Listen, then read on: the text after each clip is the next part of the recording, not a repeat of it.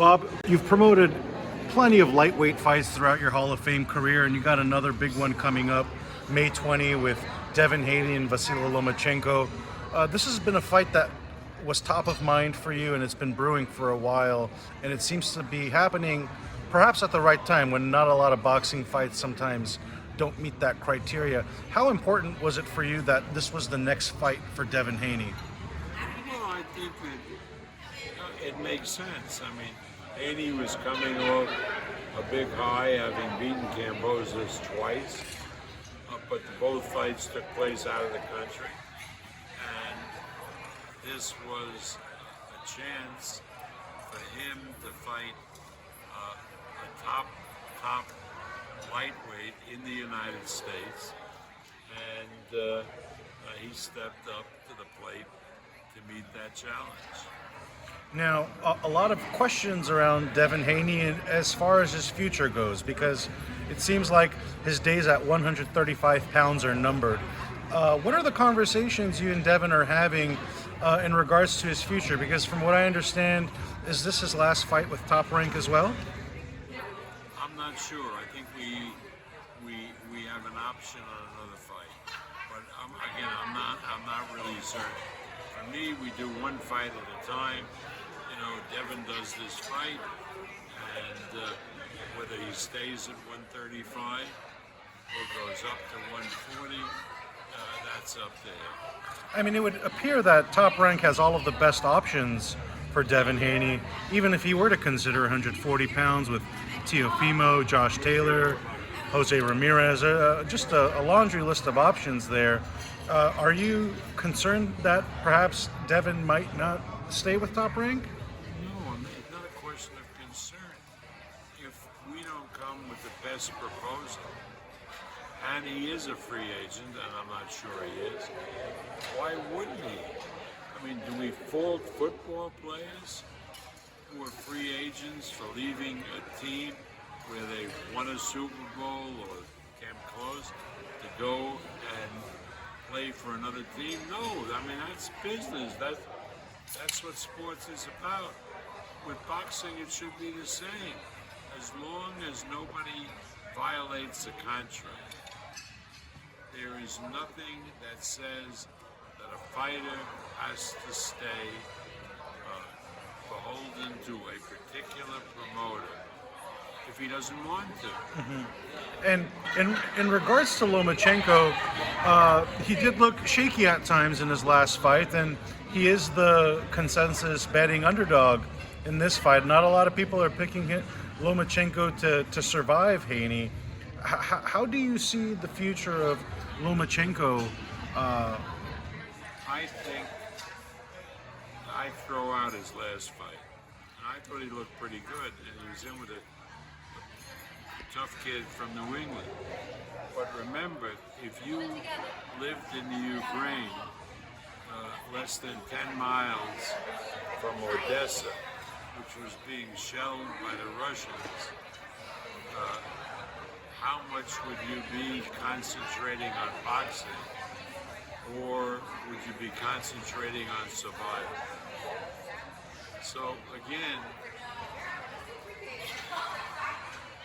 because of what's going on in the Ukraine, you cannot really make any projections based on how he looked in his last fight.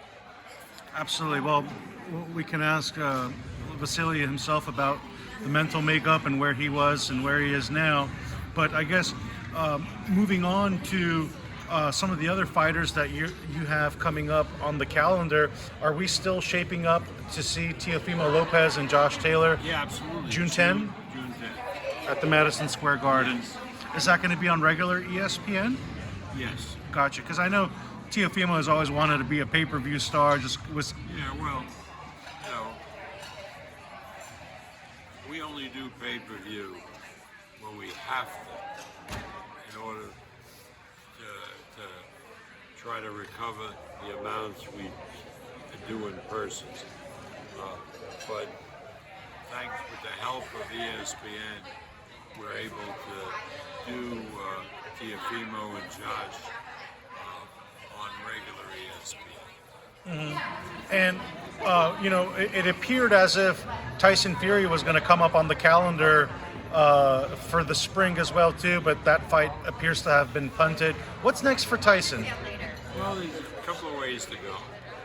I mean, one is we'll see on Saturday whether Joshua is a viable opponent. That'd be huge in the UK. Or if not, Andy Ruiz would be a very acceptable opponent. How have any conversations kicked off with the Ruiz Fury matchup yet? I think we're waiting for Saturday.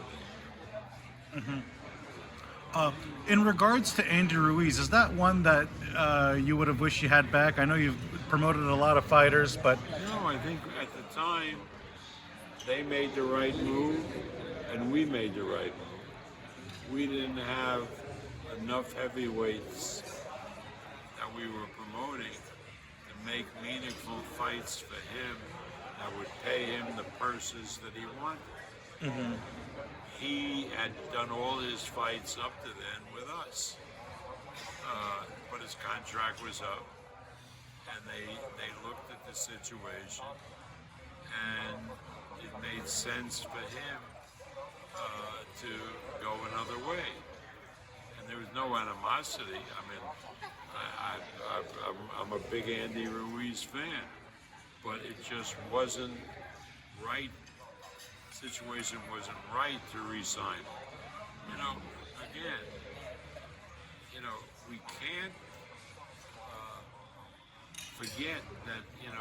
Look at what guys are great players for a team, like this safety love for the Giants. But if the Giants don't want to pay the money that he's looking for, and he can get it from Seattle, why wouldn't he go to Seattle?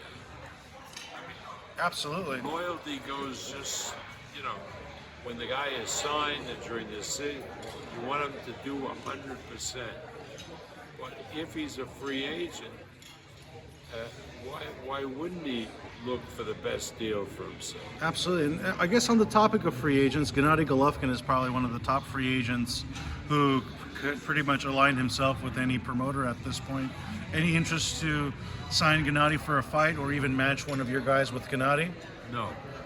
Now, the reason is he's very expensive, and we husband our money from our ESPN budget because we have so many great fighters that we have to spread the money around to.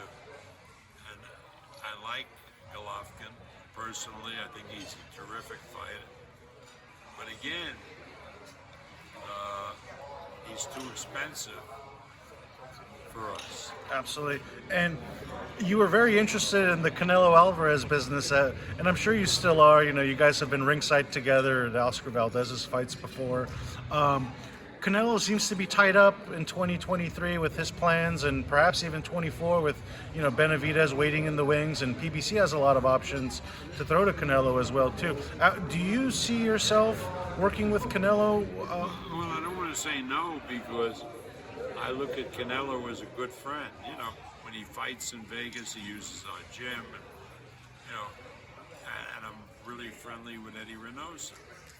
But again, I think that other promoters are prepared to pay him more than we are. So I don't contemplate us promoting Canelo in the near future, but things can change. Absolutely. And one last thing for me, Bob. Any other free agents that you're looking to pursue in regards to? Right now,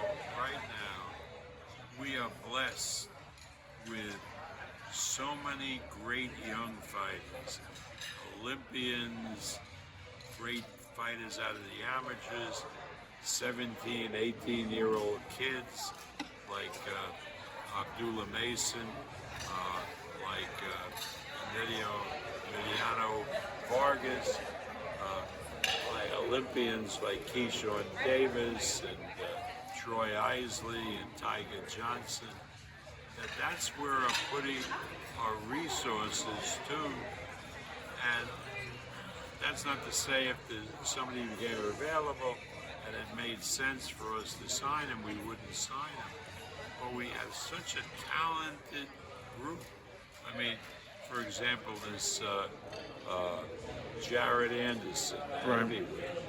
I mean, why would we look to sign other heavyweights when we have a fighter like Jared Anderson who is ready to break out and to go into main events and so forth?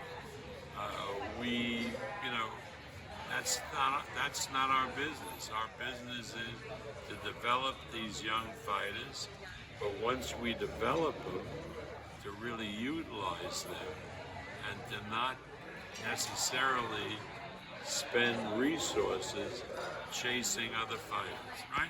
If they come, they come, but I don't want to chase them.